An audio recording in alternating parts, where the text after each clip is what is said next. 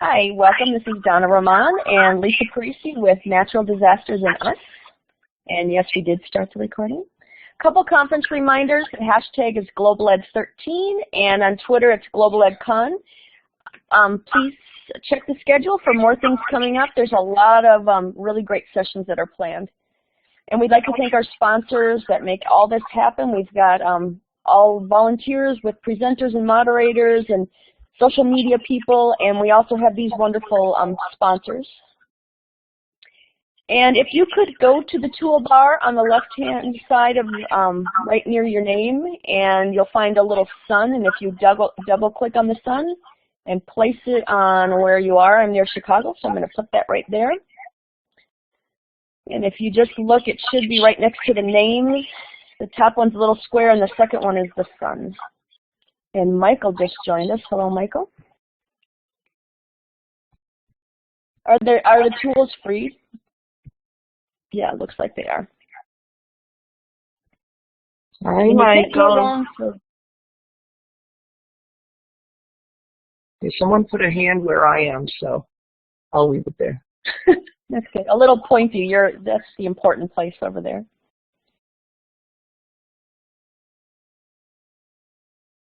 And if you want to put in the chat where you're from, that would be great. And if the chat is too small, you can actually drag it out and make it longer, so and place it anywhere you want.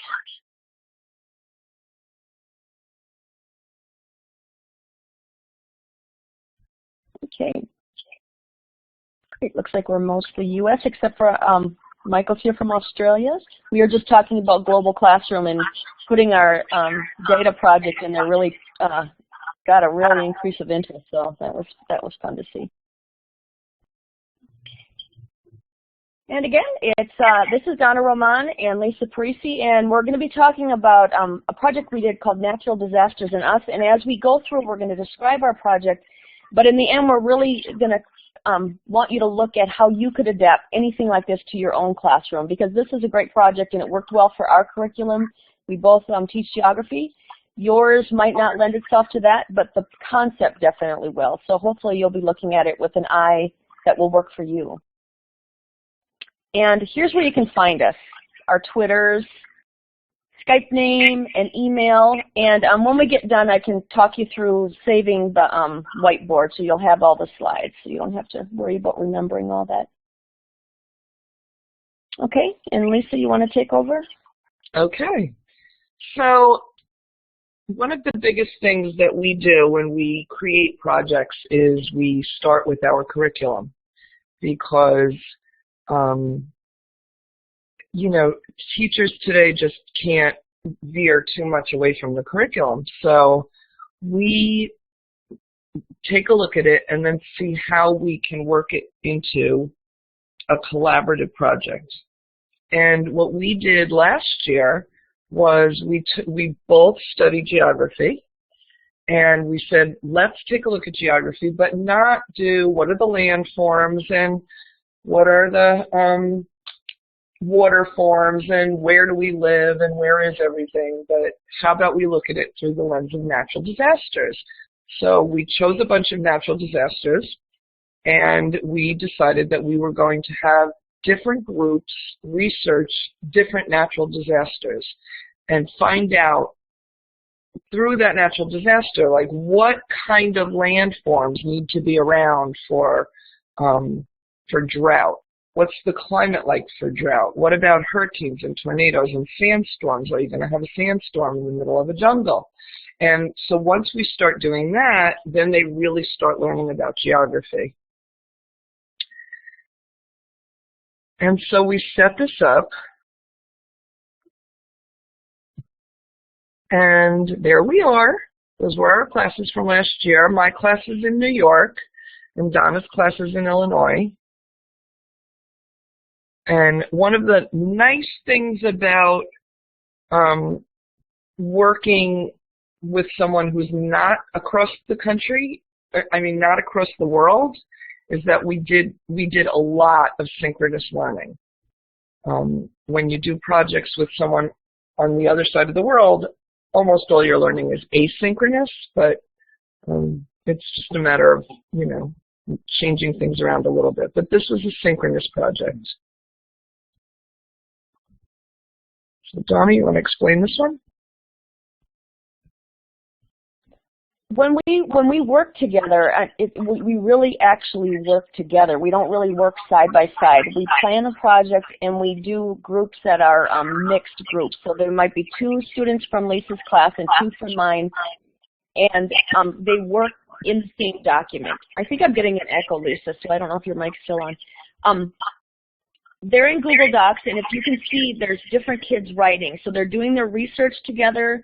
They're putting their links in there. They're commenting on each other's work, and this is all their working documents as they go. It's not their final project. So they do every piece together.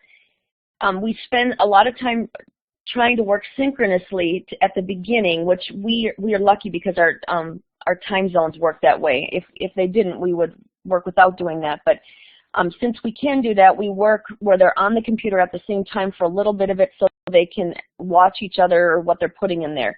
And as I said, that isn't always possible, so it was kind of a blend of those 2 things. And then our first opportunity to talk about a real natural disaster was right after the project started. On September 5th, there was an earthquake in Costa Rica, and Lisa and I, between the 2 of us, have connections in a lot of different places, but I just happened to have family that lived there. So my brother-in-law got on the phone, or actually on Skype, with the 2 classes. We had a group Skype call, so we were all seeing each other at the same time. And the children had opportunities to ask him about how it felt, what happened, what the damage was. And a lot of my kids were really surprised to learn that there was not much structural damage, even though it was a pretty big earthquake, because Costa Rica has really high standards of building construction. And they had a stereotype that they didn't realize they had in their head, that they just thought, oh, that's a poor country, everything's going to fall apart. And so it was a really great opportunity right off the bat to talk about stereotypes we have in belief systems we have about places we know nothing about. And so that was a great way to get going on our project.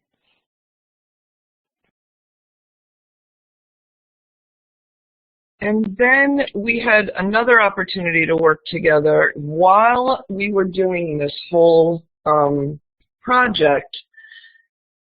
Ken Burns' The Dust Bowl was shown on PBS.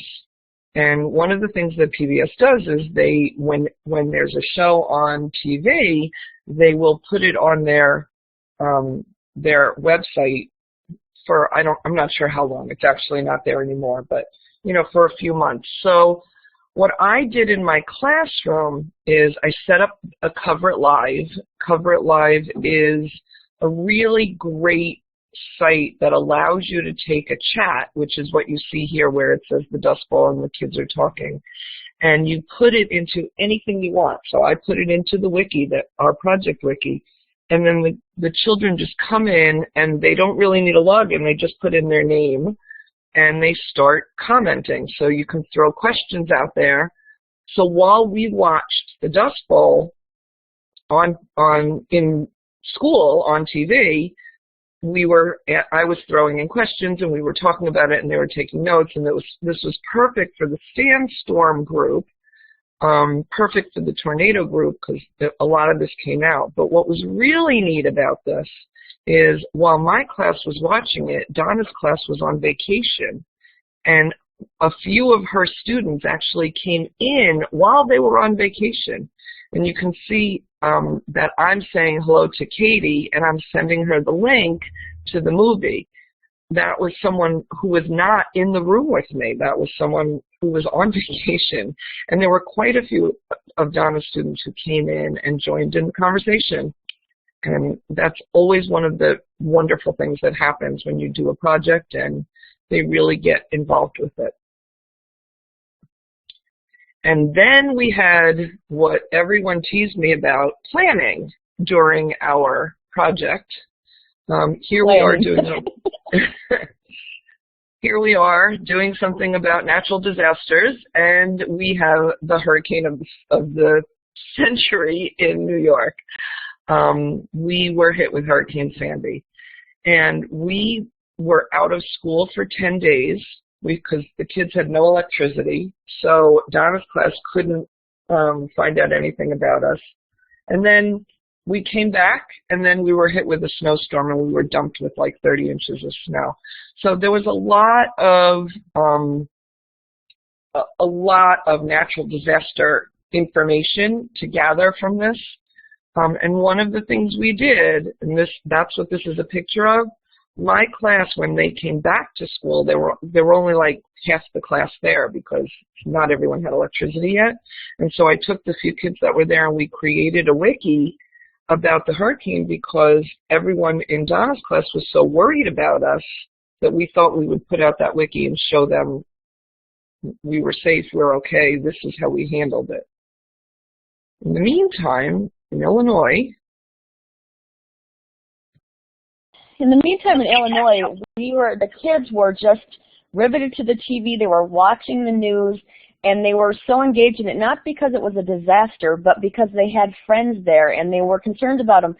And the first thing they wanted to do was figure out how to help. And talk about like an authentic situation. I mean, it's amazing that this happened at the time, although in any project you do, there are authentic opportunities. So the kids wanted to do something, and they didn't know what to do, so I suggested that they all do a little research. And what they did is they wrote in their blogs about the organizations that they thought they wanted to support. Each student did their own, and in 5th grade speak, that means they're doing argument writing. So they went out and they found an organization they wanted, and they needed to come up with reasons why the other students should support that particular organization. They had to use facts, they had to use some data from the site, they had to find some statistics, and they had to persuade the other students why that we should support their particular organization. And they had organizations that helped lost pets, and some that did medicine, and some that provided blankets and tents. So they had a variety of things, and they put them on their blogs, and they got comments from our community of, you know, Lisa and I are connected to a community of classrooms that blog together. So they had those out there, and they were getting responses. And then they stood up in class, and the students ran the whole thing. They each got up and gave a little speech about why the students should support their particular project. I had a couple kids up at the board writing down the names of the organizations, and I never left my chair. I let the kids do the whole thing. They took a vote on which one they thought, and I was surprised they picked the American Red Cross because they decided that that was the organization that would provide for the most amount of people for the least amount of cost. And so they decided to do that, and then they had to decide how to get some money or what they were going to do. So they were coming up with elaborate ideas like big bake sales and dinners and all this stuff. And I told them, you have to do the whole thing without adult help. You need to figure out how to do it and manage the whole thing on your own.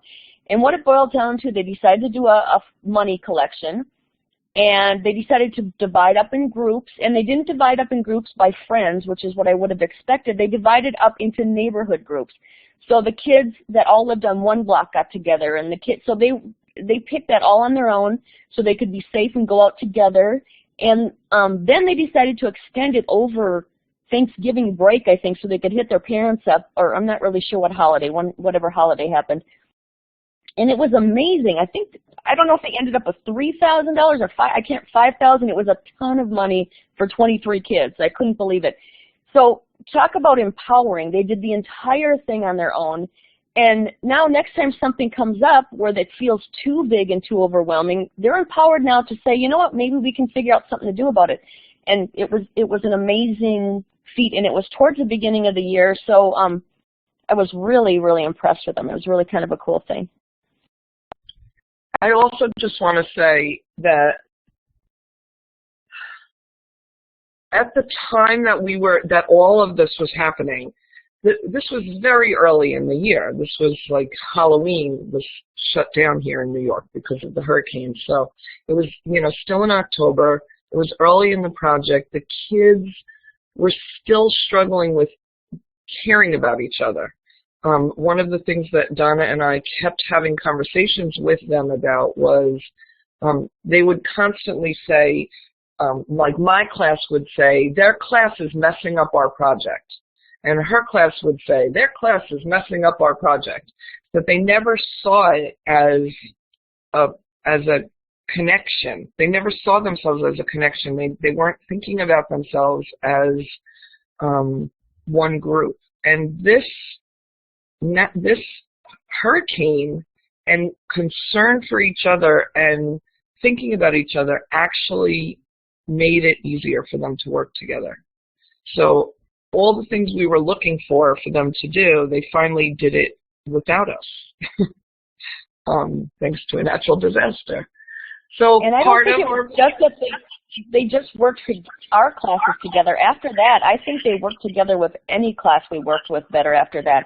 It was really kind of a really cool bonding kind of experience. I mean, we did, and we can tell you this at the end too, but we did spend a lot of time with them on how to work with someone that's not right in front of you. It was very difficult for them at first. And the interesting thing is we spent a great deal of time with this project just on etiquette.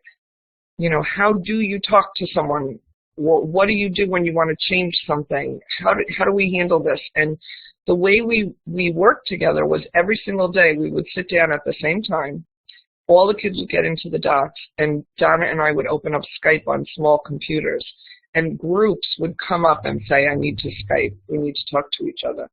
And so they'd have conversations like, you know, I think this needs to change or whatever they were talking about. And later in the year, we did a project again together, a writing project.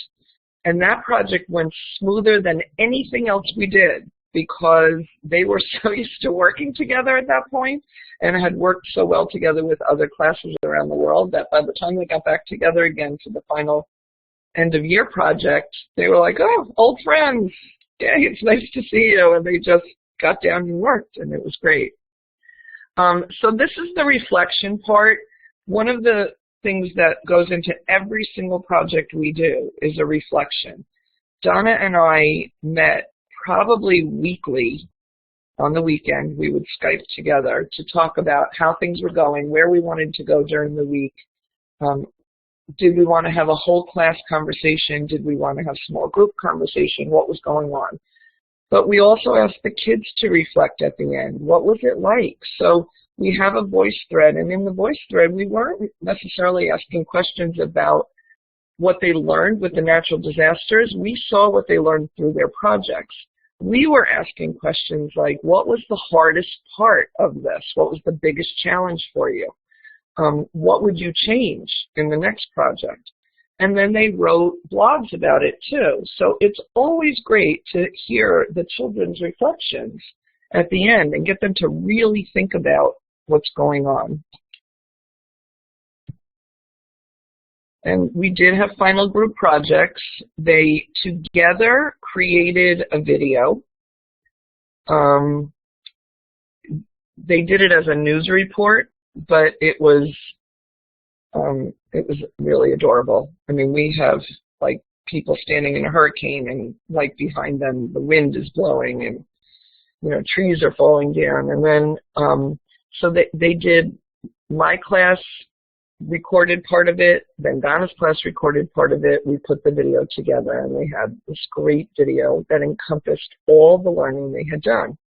And then each class separately did another project. So some of them did a blog, like an online poster, and some of them did the spit strips for schools, and some of them made audio files, and some of them did voice threads, and so on. So the final group project was a collaborative project and independent or individual projects. And it was so great to see those videos. There was the kid in our class, they were in the sandstorm group, and so he had this big scarf wrapped around him, and we had like a big sandstorm happening in the background with, I found pictures that we put in the back of the screen. It was just hilarious. It was great. And then the learning, it was really kind of cool because we did a Skype, mystery Skype with another school later on, and they could not figure out where the school was. I can't remember what questions they were asking. But they finally started asking about natural disasters, and they're like, do you have tornadoes? No. Do you have, so they were zeroing in on the location by the type of natural disasters. And they got the sandstorms, and they said, do you have sandstorms? And the kids said, yes. Well, my kids started freaking out to know that they were talking to a school that had sandstorms, so they were looking on it. It was the United Arab Emirates when we finally got done, but that was such a fun thing that they actually would meet somebody that had sandstorms. It was really cool. And this is a picture of Lisa and I at ISTE in July, and that was such a cool experience. We got first place for this project that we did, so that was super fun, and I got to go, and first time there, and I got to meet all kinds of neat people. And one of the really neat things about this was actually the first time Donna and I had ever met face-to-face. That we have been working together for probably like 3 years at that point, and never met. Yeah, I think so. And so it was very exciting for us to actually meet each other face-to-face. It was so fun. That was a great experience, and we've learned so much together. So, well, yeah, let's talk about this. This is actually the biggest thing, I think. So maybe Lisa, you could start out. Okay. So this was a really great project, and feel free to do your own natural disaster project or anything like that. But you can use this on your own too. The first thing, and it's in yellow, even though it's right in the middle, is you have to adapt to your curriculum. One of the biggest issues that teachers find is they say they don't have time to do projects like this. If you make it your curriculum, you have time. If you think about everything that was done in this project, we had research, we had writing, we had script writing, we had communication, we had argumentative writing, and creation of videos and audios, and in addition, that was all in addition to geography, which was what the main topic was. So think about your curriculum and think about how you can get things into your curriculum. And with blogging, I know I'm such a big blogging proponent. I'm always talking about it because I just think it is the most wonderful thing that's ever happened to teaching writing. And it's no secret that I do not like to teach writing. I haven't for years. It's just so messy to me. But the kids love to blog, and I love to watch that. I'm sitting at home at 10 o'clock at night, and I get a little bing every time I get an email, because I get an email every time a kid posts, and there are kids writing at 10 at night. I've got kids getting up at 6 in the morning, blogging, and we wrote a ton when we did this project, and we got a lot of responses from other kids following along, reading our writing. So, and if you're in the United States, the Common Core is the thing, and you're writing across content areas and using multiple text formats, and we were doing all that stuff. It was great, and doing a lot of revising. So then once you figure out your curriculum, and sometimes it's done the other way around. I found a class to connect with. I did this with a class in Ireland. Found a class to connect with first, and then came up with the topic. So we came up with the topic, and then once you have that, you work with your curriculum. Sometimes it's one way, sometimes it's the other.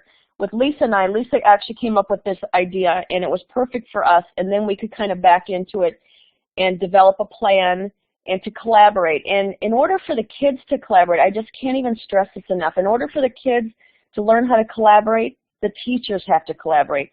You have to keep in communication. Lisa and I have been in so many projects, and they either are made or broken on the teachers' involvements, and the teachers willing to stay engaged, to either read their email or have a planning session once in a while. It's always good to have a face-to-face, like on Skype or Google Hangout every once in a while, to touch base, because you kind of get lost in emails. And try new things. You know, it's a little bit stressful to try new things, but that's how we all learn, and it's been fun. And to wrap it up with a good ending project, so the kids know it's over, and they know that this is what we can show our parents, and this is what we can show off on our blogs to other kids. So it's a thing that you can adapt to any grade level that you have, any subject you teach. I've seen even the youngest kids collaborating, maybe not on the same level, but they certainly are as classes. Lisa, do you have? So I would like to actually share my screen at this point. So let's hope this works. And at this point, oops, you should be looking at my screen. We're looking at the Blackboard Collaborate screen. Oh, there we go. Now the wiki's coming up. So here's the actual wiki, and just some things I want to show real quickly. One is we always start with an essential question, always, because it gives the children a guiding thought as they go through it. So this one, our essential question was, what have we learned from past natural disasters and how has this learning helped civilization? Not much to do with landforms and waterforms, but a lot to do with how we adapt. And that question right away was answered when we Skyped with Costa Rica about their earthquake. And then there's a little assignment, and then we have resources. We do provide a lot of resources for the children, but it's not the end-all and be-all of resources. So you can see we have resources here by topic, and there are videos and audios and articles and encyclopedia articles and other people's sites that they've done. So it's all kinds of things. We always have a participants page. So this was us, and the kids got a real kick out of seeing what we looked like there. We always have a connections page, so we can talk about the different kinds of connections we made. So this one is about the Costa Rican connection and the Dust Bowl and Hurricane Sandy. And we always have a reflections page. So we have blogs and we have a voice thread that asks them specific questions that they got to respond to. Other things that are always in on the project wiki are rubrics, and the rubrics are two-part rubrics for us. One is a collaborative work skills rubric, where all that they're getting scored on is how do you work together. Nothing about content, but just how are you working together. And then their group planning, they had a whole planning research project rubric for this one. And on the individual project pages, and they're really all the same, it just depends on the topic, that's where we have specific questions for each group to answer. And the final project ideas would be here. So this is really where they spend a lot of time, and I can just, actually that one's on our site, so I'll go to a different one. We'll go to hurricanes. We link the docs right here so that it can be seen afterwards. And you can see how they were really into color coding at first. We kept saying, please don't do that. So their script is on the top, and all their research is on the bottom. So they have their essential questions. You can see we had to do things like, please do not erase what other group members have done. We're teaching them how to have conversations, which is very, very important.